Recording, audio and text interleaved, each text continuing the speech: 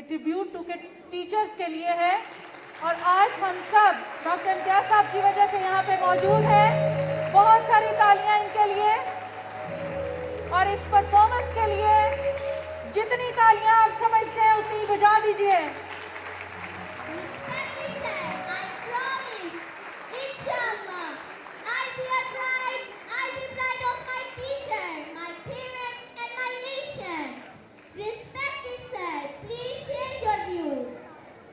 ہماری خوش قسمتی ہمارے درمیان موجود ہیں چیئرمین آف دار ارکم اسکولز فیصل آباد جناب ڈاکٹر مدثر احمد صاحب۔ میں ان سے ریکویسٹ کروں گی سر پلیز اسٹیج پہ تشریف لائیے گا اور پورا استقبال کیجیے گا چیئرمین صاحب کا۔ Sir I request you please sir stage پہ تشریف لائیے گا۔ دار ارکم اسکولز فیصل آباد ریجن انہی کی سرپرستی میں ترقیوں کی منازل طے کر رہا ہے۔ بہت شاندار استقبال کیجیے گا، بہت شاندار تالیاں۔ چیئرمین دار ارکم اسکولز فیصل آباد ریجن ڈاکٹر مدثر صاحب آپ کے سامنے اسٹیج پہ موجود ہیں۔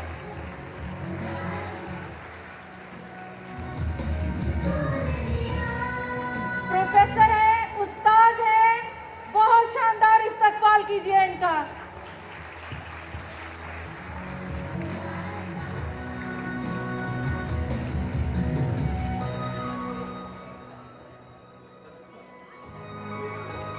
میں چیئرمین صاحب سے ریکویسٹ کروں گی سر ہماری خوش قسمتی ہے آپ ہمارے درمیان موجود ہیں، پلیز مائک پہ تشریف لائیے گا اور اپنے قیمتی خیالات سے ہمیں سرفراز کیجیے گا۔ بھرپور تالیاں جناب چیئرمین مدثر صاحب۔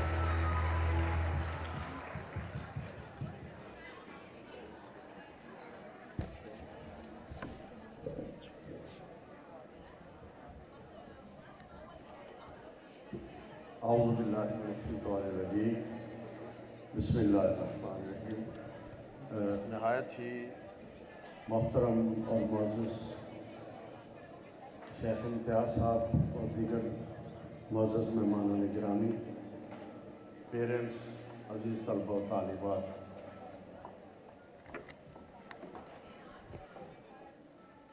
عام طور پر جو ادارے بنتے ہیں ان کی ذمہ داری تعلیم، ایجوکیشن اور تعلیم برائے تعلیم، اس کے لیے وہ بنائے جاتے ہیں۔ پاکستان کے اندر اچھے انجینئر موجود تھے، پاکستان کے اندر اچھے سائنٹسٹ موجود تھے، پاکستان کے اندر اچھے ڈاکٹرز موجود تھے، پھر دار ارکم کی کیا ضرورت تھی؟ یہ وہ سوال ہے جو ہر سال مجھے دہرانا پڑتا ہے، اور میں اپنے دار ارکم کی جو اساتذہ ہیں، پرنسپل ہیں، جو ڈائریکٹرز ہیں، جو انتظامیہ ہے، ان کو یاد دلاتا ہوں، پیرنٹس کو گواہ بناتا ہوں، تاکہ پیرنٹس بھی اسکول انتظامیہ سے یہ سوال کر سکیں کہ جس مقصد کے لیے آپ نے دار ارکم بنایا تھا وہ مقصد آپ نے بھلا تو نہیں دیا۔ پیرنٹس بھی یہ سوال کریں۔ اس لیے مجھے ہر سال کسی نہ کسی فنکشن یا کسی نہ کسی پروگرام میں یہ یاد دلانا پڑتا ہے کہ جس مقصد کے لیے دار ارکم بنایا تھا وہ مقصد کہیں بھول نہ جائیں۔ اور ایسا تاریخ کے اندر 20 دفعہ ہوا۔ مثلاً اس کی سب سے بڑی مثال میں آپ کو دیتا ہوں، انہی سڑکوں کے اوپر ہم نے ہندوستان کے مسلمانوں نے رات اور دن لگا کے، اور 2 4 5 6 7 8 9 10 نہیں، ہزاروں بھی نہیں، لاکھوں قربانیاں دے کر یہ پاکستان حاصل کیا۔ لاکھوں قربانیاں، عزتیں لٹا کر، جوانیاں لٹا کر، لاکھوں شہیدوں کے لہو پر اس پاکستان کی بنیاد رکھی گئی، اور اس کا مقصد بڑا کلیئر تھا، کسی کو نہیں بھولا ہوا تھا، اور وہ مقصد ہر فرد کو یاد دلایا گیا کہ پاکستان کا مطلب کیا، لا الہ الا اللہ۔ پھر ہمیں یہ مقصد بھلانے والے آ گئے، ذرائع ابلاغ بھی آ گئے۔ ابلیس نے اپنے اتنے ایجنٹ ہمارے ملک کے اندر سیاستدانوں کی صورت میں، اینکرز کی صورت میں، ٹی وی کے اداکارہ کی صورتوں میں، اور تعلیمی اداروں کے اندر اساتذہ کی صورت میں، پھر ہم نے ایسے ایٹن بیٹن سیٹن بیٹن بنائے جنہوں نے میری بیٹیوں کے سر سے آنچل بھی اتروا دیا، اور تعلیم کا مقصد صرف تعلیم قرار دیا گیا۔ اس کے اندر اللہ اور اللہ کے رسول کی بات کو حرام قرار دے دیا گیا۔ پھر ایسے ایسے ابلیس پیدا ہوئے، ایسے ایسے ابلیس پیدا ہوئے اسی ہمارے تعلیمی نظام کے نتیجے میں، تعلیمی نصاب کے نتیجے میں، کہ آج ہم سر پیٹ رہے ہیں کہ جو پولیٹیشین بنتا ہے، جو یونین کونسل کا چیئرمین بنتا ہے، جو کونسلر بنتا ہے، جو وزیر بنتا ہے، ایک سے ایک بڑھ کر کرپٹ بنتا ہے۔ پھر ہم نے زرداری پروڈیوس کیے، اور پھر ہم نے دولت کے پجاری اسی نظام تعلیم نے پیدا کیے۔ مقصد بھول جایا کرتے ہیں، اور مقصد بلانے والے مقصد بلا دیا کرتے ہیں۔ ہم نے دار ارقم اس لیے بنایا، شیخ امتیاز صاحب یہ ذہن میں رکھیے، میری اساتذہ اور بیٹیاں اور پرنسپل یہ ذہن میں رکھیں، والدین یہ ذہن میں رکھیں کہ ہمیں اچھا مسلمان انجینئر چاہیے، ہمیں مسلمان ڈاکٹر چاہیے، ہمیں مسلمان سیاستدان چاہیے۔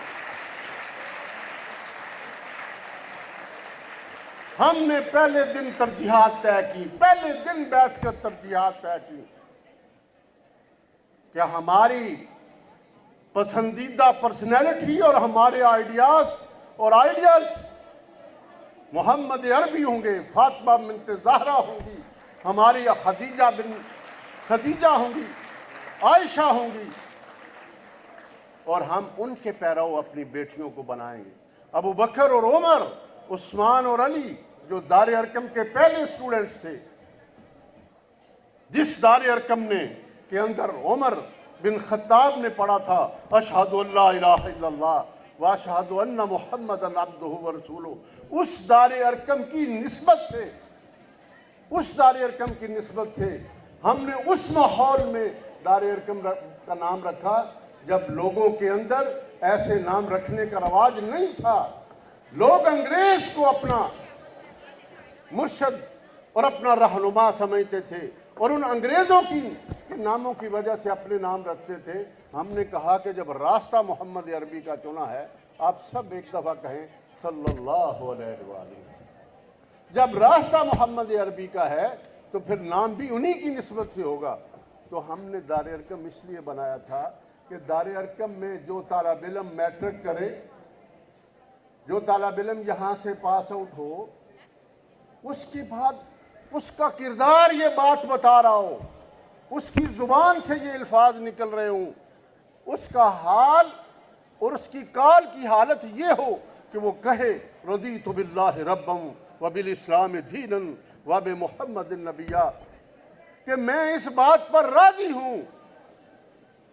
ذرا غور سے سنیے، میں اس بات پر راضی ہوں، میٹرک کر کے یہاں سے جائے اور کہے کہ میں اس بات پر راضی ہوں کہ میرا رب اللہ ہے، میرا رب اللہ ہے، میرا رب اللہ ہے، میرا مالک اللہ ہے، میرا حاکم اللہ ہے، اس کے علاوہ کسی اور کا حکم نہیں مانوں گا، اس کے خلاف کوئی قانون اسمبلی کے اندر پیش ہوا اور پاس ہوا میں اس کا باغی بنوں گا۔ اللہ میرا بادشاہ ہے، اللہ میرا حاکم ہے۔ اس اسمبلی کے اندر زنا کا بل پیش کیا گیا اور اس کی اجازت دی گئی، اور اس ملک کے اندر جس نے لا الہ الا اللہ کے لیے پاکستان بنایا تھا وہ خاموش ہے۔ اس کے اندر مرد اور عورت کی عورت سے شادی کا فیصلہ کیا گیا، قانون بنایا گیا، اور اس ملک کا وہ باشندہ جو کہتا تھا کہ میں اس ملک کے اندر لا الہ الا اللہ کا قانون نافذ کرواؤں گا، وہ خاموش ہے۔ اس ملک کے اندر سود کی اجازت دی گئی، حرام کاری کی اجازت دی گئی، اسمبلیوں کے اندر بیٹھ کر اجازت دی گئی، گھروں میں بیٹھ کر نہیں۔ میں اور آپ خاموش ہیں، اس لیے کہ انہوں نے ایسے تعلیمی ادارے بنائے جن تعلیمی اداروں کے اندر سے فارغ ہونے والے لوگ ان چیزوں کو جائز سمجھتے تھے۔ کون آواز اٹھائے گا؟ یہ دار ارقم کا وہ طالب علم آواز اٹھائے گا جو کہے گا کہ رضیت باللہ ربم، میں اس بات پر راضی ہوں، مجھے یہ اچھا لگتا ہے، میں پسند کرتا ہوں کہ اللہ میرا رب ہے۔ اور دار ارقم اس لیے بنایا گیا تھا کہ وہ کہے وَبِالْإِسْلَامِ دِينًا، میرا طریق زندگی، میرا اٹھنا بیٹھنا چلنا پھرنا سونا جاگنا اور میرے ملک کا قانون اور طریق زندگی راستہ زندگی صرف اسلام ہوگا۔ یہ ہماری انتظامیہ نے اس کا اہتمام کرنا ہے کہ یہ چیز سکھانی ہے کہ وہ کہے کہ میں ماں سے بہن سے بھائی سے بیٹیوں سے اور پڑوسیوں سے اس طرح سلوک کروں گا جس طرح مجھے محمد عربی نے تعلیم دی ہے، جس طرح قرآن نے کہا ہے، جس طرح حدیث نے کہا ہے۔ میں اپنی ماں کو ماں سمجھوں گا اور ماں کے قدموں میں جنت تلاش کروں گا۔ یہ اس لیے دار ارقم بنایا تھا، ماں کا باغی بنانے کے لیے، کہ وہ کہتی ہے کہ ہمیں اگر آپ نے ہماری مرضی کے مطابق زندہ نہیں رکھنا تھا، فیسلٹیز نہیں دینی تھی، ماں اور بیٹی کے مکالمے جو آج ٹیلی ویژن پہ سنائے جاتے ہیں، تو پھر ہمیں پیدا کیوں کیا تھا؟ یہ بیٹی اور ماں کے مکالمے اس ٹی وی کے اندر سے ہمیں سنائے جا رہے ہیں۔ ہم نے ایسے بچے بنانے ہیں، تلاش کرنے ہیں، ڈھونڈنے ہیں، ان کی تربیت کرنی ہے جو ماں کے قدموں میں جنت تلاش کریں، جو طریق زندگی اسلام کو بنائے۔ اور تیسرا اور آخری جو ہم نے اپنا نسب العین تلاش کیا تھا اور بنایا تھا اور عزم کیا تھا کہ اپنے بچوں کی اس کی تربیت دیں گے، کہ ہمارے بچے کہیں گے رضیت باللہ ربم وبالاسلام دینا وبمحمد نبیہ، کہ میرا قائد، میرا رہبر، میرا رہنما محمد عربی ہوگا صلی اللہ علیہ وسلم۔ تین ہی باتیں۔ وہ کسی ایسے فرد کو اپنا رہنما نہیں بنائے گا جس کو اس کی کرپشن کی وجہ سے نااہل کر دیا جائے،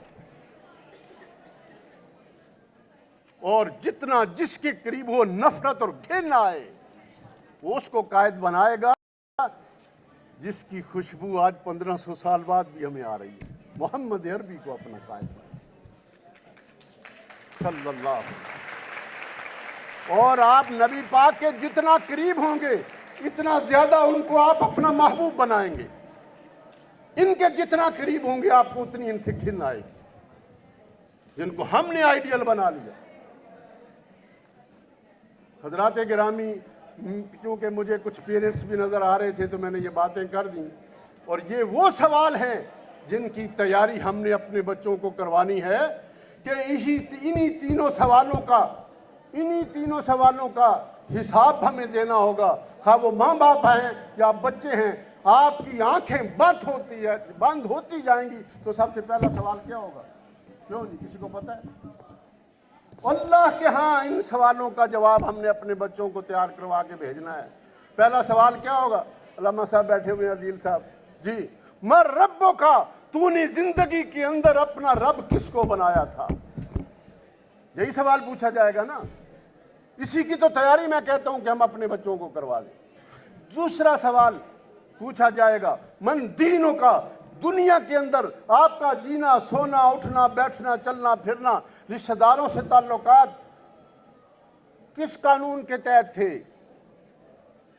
کیا اسلام کے علاوہ آپ نے کوئی راستہ بنا لیا تھا؟ اسلام کے علاوہ آپ نے کوئی طریقے زندگی اختیار کر لیا تھا، یا آپ نے اسلام کو طریقے زندگی اختیار کیا تھا؟ حضرات گرامی، جس نے تو اللہ کو رب مانا ہوگا وہ تو بڑی خوشی سے کہہ دے گا مر ربوں کا کے جواب میں کہ اللہ ربی اللہ ربی اللہ ربی، میرا رب تو اللہ تھا، میں تو اس کے علاوہ کسی کو نہ اپنا حاکم مانتا تھا نہ کسی کی حکومت مانتا تھا۔ اور دوسرا سوال، جس نے اسلام کے طریقے کے مطابق زندگی گزاری ہوگی وہ بڑے آرام سے کہے گا کہ الاسلام دینی، کہ میرا طریقے زندگی تو اسلام تھا۔ اور تیسرا سوال جو ہے وہ بڑا اہم ہے، اس کا سوال اس سوال کا تو وہی جواب دے گا نا جس نے زندگی میں پڑھا ہوگا. آپ ابھی سے پڑھ لیں, اللہم صلی علی محمد وعلی آل محمد کما صلیت علی ابراہیم وعلی آل ابراہیم انک حمید مجید. وہ سوال نہیں پوچھا جائے گا, ایک تصویر دکھائی جائے گی. اس کو آپ جانتے ہیں یہ کون ہے؟ جس نے کبھی درود نہیں پڑھا ہوگا اس کو یہ کیسے توفیق ہوگی وہ کہے کہ یہ میرے قائد ہیں, میرے رہبر ہیں, میرے محبوب ہیں, میرے رسول ہیں, میرے نبی ہیں. وہ نہیں کہہ سکے گا, صرف وہی کہہ سکے گا جس نے اپنے آپ سے, اپنے والدین سے, اپنے بیوی بچوں سے اور دنیا جہان سے بڑھ کر کس سے محبت کی ہوگی؟ محمد عربی سے محبت کی. وہ کہے گا کہ یہ میرے محبوب ہیں اور خوشی سے اچھل پڑے گا, اور اس کو اس قبر کی تنہائی اور وحشت اور دہشت کے اندر اپنا قائد اور اپنا رہبر اور اپنا رہنما مل جائے گا, اپنا سفارش کرنے والا مل جائے گا.